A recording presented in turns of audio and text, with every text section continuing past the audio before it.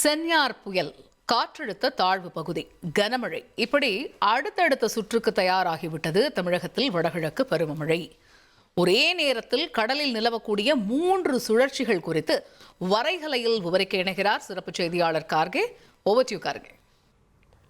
வடகிழக்கு பருவமழை தீவிரம் எடுத்திருக்கிறது. வடகிழக்கு பருவமழை பற்றாக்குறையாக இருந்தது. நேற்று ஒரே நாளில் பெய்த மழையின் காரணமாக பற்றாக்குறை சரி செய்யப்பட்டு 3% அதிகம் அப்படின்னு நிலைமைக்கு வந்திருக்கிறது. சரி, இப்போதைக்கு வங்கக்கடல் மற்றும் அரபிக்கடலில் மொத்தம் 3 சுழற்சிகள் நிலவுகிறது. அதை நம்ம பார்க்கலாம். இப்போது நாம் பார்ப்பது இந்த நேரத்தின்படி, அதாவது திங்கட்கிழமையின்படி இங்கே இருக்கிறது இல்லையா, மலாக்கா நீரிணைப்பு, இந்த பகுதியில் நிலவக்கூடிய ஒரு சுழற்சி. இது இப்போது லோ ப்ரெஷர், காற்றழுத்த தாழ்வு பகுதியாக இருக்கிறது. இது ஒன்று. ரெண்டாவது, குமரிக்கடலில் நிலவக்கூடியது, இது மேலடுக்கு சுழற்சி, இது காற்றழுத்த தாழ்வு பகுதியாக நாளைய தினம் வலுப்பெறக்கூடும். 2. மூன்றாவதாக இங்கே நிலவுகிறது இல்லையா, இங்கேருந்து பார்த்தீங்கன்னா தெரியும், இங்கே ஒன்று இருக்குது, இதற்கு காற்று அப்படியே போகுது பாருங்கள் இங்கே. ஸோ இது அரபிக்கடலில் நிலவக்கூடியது. இப்படி 1, 2 பார்த்தீங்க அப்படின்னா 3 சுழற்சிகளுமே ஒரே நேர்கோட்டில் இருப்பதை நம்மால் பார்க்க முடிகிறது. சரி, இதில் எது சென்யாரா மாகரம் அப்படின்ற கேள்வி இருக்கிறது. ஏன்னா அடுத்து வரக்கூடிய புயலுக்கு சென்யார் அப்படின்னு பெயரிடப்பட்டிருக்கிறது. இது யுஏஇ வச்ச பெயர். சென்யார் அப்படின்ற புயலுக்கான அர்த்தம் லைன் அப்படின்னு சொல்கிறாங்க. சரி, இப்போ 3 இருக்குது. 3ல் எது அந்த முதல் பெயரை தட்டி செல்ல போகிறது அப்படின்றத பார்க்கணும். இது திடீரென உருவானது. இதனால தான் இப்போ நமக்கு மழை, குறிப்பாக டெல்டா மாவட்டங்கள் இப்போது நாம் மழையை பெற்று வருகிறோம். அடுத்த 2 நாட்களுக்கு மழை டெல்டா மாவட்டங்களையும் தென் மாவட்டங்களையும் குறையும். இது அப்படியே சுற்றி இங்கே வந்துடும். இப்படி வர்றப்போ அங்கே மழை குறையும். ஆனால் நமக்கு மழையும் தீவிரம் எடுக்க போகிறது. அதற்கு காரணமும் இவர் தான். ஸோ இது மேலே சென்னை பக்கத்துலாம் வரப்போகிறது. அதனால் மழையும் தீவிரம் எடுக்க போகிறது. ஆனால் இது நாளைக்கு தாழ்வு பகுதியாக மாறி காற்றழுத்த தாழ்வு மண்டலமாக மாறி புயலாக மாறுமா? அதாவது ஒரு வாரத்துக்குள்ள அடுத்தடுத்த ஸ்டெப்பை இது கடக்குமான்ற கேள்வி இருக்கிறது. இன்னொன்று, இங்கே இருக்கக்கூடியது இது வர்றதுக்கு கிட்டத்தட்ட 1 வாரம் ஆகலாம். இது புயலாக மாறுவதற்கான எல்லா வாய்ப்புகளுமே இருக்குது.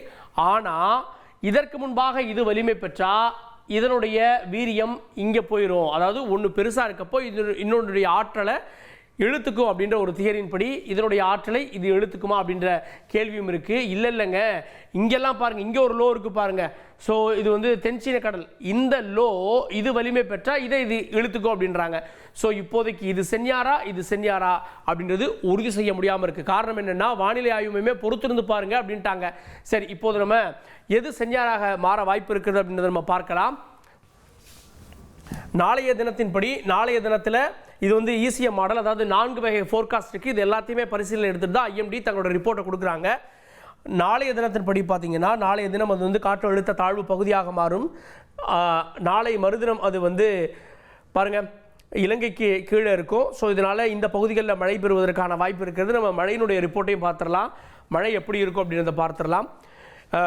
இங்கே இருக்கக்கூடிய அந்த தாழ்வு பகுதியானது தாழ்வு மண்டலமாக மாறி இங்கே வரலாம் அப்படின்றாங்க. இதனால் பார்த்தீங்கன்னா அந்தமானில் மழை இருக்கும், அந்தமானுடைய தெற்கு பகுதிகளில் மழை இருக்கும், அவ்வளோதான். இது நாளை மறுநாளுடைய நிலவரம். அதன் பிறகு நாளை மறுநாள்லாம் பார்த்தீங்க அப்படின்னா மிக கனமழையை எதிர்பார்க்கலாம். எங்கே? இலங்கையில் 27ஆம் தேதி அது இன்னும் தீவிரமடைகிறது. 27ஆம் தேதி இந்த பகுதிகளிலே பார்த்தீங்கன்னா ஒரு 3 நாள் இவங்க சுற்றிட்டே இருக்காரு. அதனால இவர் புயலாக மாறுவார் அப்படின்னு எதிர்பார்க்கப்படுகிறது. இவர் புயலாக மாறுகின்ற போது இன்னும் வலிமை கூடும். ஸோ 27ஆம் தேதி எல்லாம் இங்கே தமிழகத்துடைய தென்பகுதிகளில் மழை தொடங்கிவிடும் அப்படின்றாங்க. ஸோ 2 நாள் பிரேக், அதுக்கப்புறம் 27ஆம் தேதி மழை தொடங்கிவிடும். 28ஆம் தேதி காற்று, இதுக்கு பாருங்க அப்படியே காற்று அப்படியே இதில் சேர்ந்து மழை மேகங்களை உருவாக்குகிறது அப்படின்றத பார்க்குறோம்.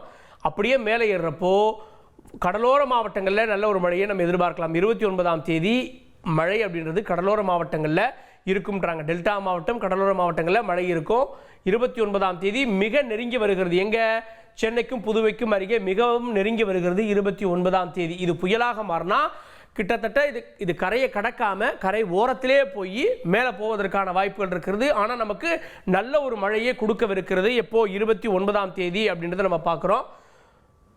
30ஆம் தேதியும் நமக்கு மழை இருக்கும். ஆனால் திருவள்ளூர் மாவட்டம், ஆந்திராவுடைய தெற்கு மாவட்டங்களில் மழை இருக்கும்.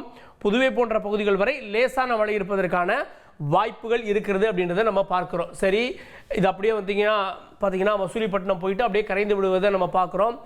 எப்படி கடந்த புயல் மோந்தா போச்சோ அதே பாதையில் போய் மசூலிப்பட்டினத்தில் கரைந்து விடுவதாக காட்டுகிறது. ஸோ இது புயலாக மாறினாதான் பற்றாக்குறையை ஈடு செய்ய முடியும். அதாவது கொஞ்சம் தான், ஒரு 3% தான் அதிகமாக இருக்குது, தேவையான மழை கிடைக்கும். ஒருவேளை ஜிஎஃப்எஸ் மாடல் என்ன சொன்னது அப்படின்னா, ஜிஎஃப்எஸ் மாடல் ஈவினிங் வரைக்கும் பார்த்தீங்க அப்படின்னா அதுதான் புயலாக மாறும் அப்படின்னு கணித்து கொண்டிருந்தார்கள். இது அதோட போய் ஐக்கியமாயிரும் அப்படின்னு கணிச்சிட்டு இருந்தாங்க, இந்த மலாக்கா நீரிணைப்பில் இருக்கக்கூடியது. ஆனால் அவங்களும் இப்போ மாற்றிட்டாங்க பாருங்கள், இது புயலாக மாறி இந்த பாருங்கள், இந்த 2 லோவும் அப்படி போயிடும் அப்படின்னு நினச்சாங்க. ஆனால் என்ன நடக்குது அப்படின்னா, ஸோ 2 லோ உருவாகுது. அந்த லோ பாருங்கள், இந்த மாதிரி ஒரு பெரிய வட்டம் வந்ததுன்னா இதனுடைய ஆற்றல் அதிகரித்து அதை இழுத்துக்கொள்வதற்கான வாய்ப்பு இருக்கிறது. 27ஆம் தேதி அது நடக்கிறது. அதன் பிறகு 28ஆம் தேதி.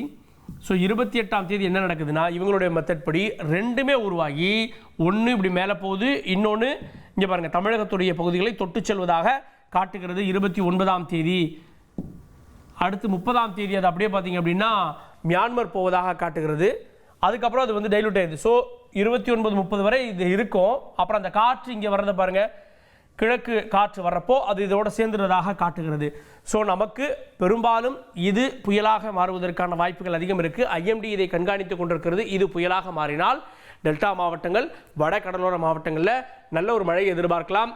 தாழ்வான பகுதிகளில் தண்ணீர் வர அளவுக்கான மழை இருக்கும் அப்படின்றாங்க. குறிப்பாக இலங்கையில் இது கிட்டத்தட்ட 3-4 நாட்கள் சுற்றுவதால் இலங்கையில் வெள்ளப்பெருக்கே ஏற்படலாம் அப்படின்ற அலர்ட் கொடுத்துருக்காங்க. இலங்கையினுடைய நிலவரத்தை பொறுத்து சென்யார் எங்கே உருவாகிறது அப்படின்றத பொறுத்து நாம் முன்னெச்சரிக்கையாக இருக்க வேண்டியது அவசியமாகிறது. இனி செல்லும் இடமெல்லாம் செய்தி. தந்தி டிவியின் வாட்ஸ்அப் சேனலை ஃபாலோ பண்ணினா செல்ல இருக்கும் இடமெல்லாம் செய்தி. இதோ QR கோட், இப்பவே ஸ்கேன் பண்ணுங்க, ஃபாலோ பண்ணுங்க.